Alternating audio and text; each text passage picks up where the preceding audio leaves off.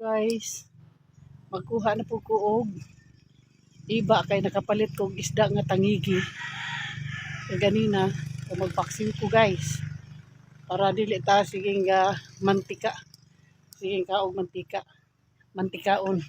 Sige kaog mantika. Okay? So muna ni ron.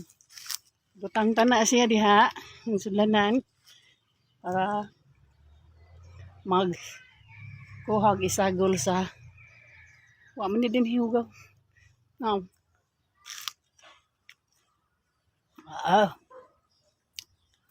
kuha ko ha. Magpaksiw ko. Yan. Abot dito sila. Kapag ito sa kasanga-sangahan. So, magpaksiw ko.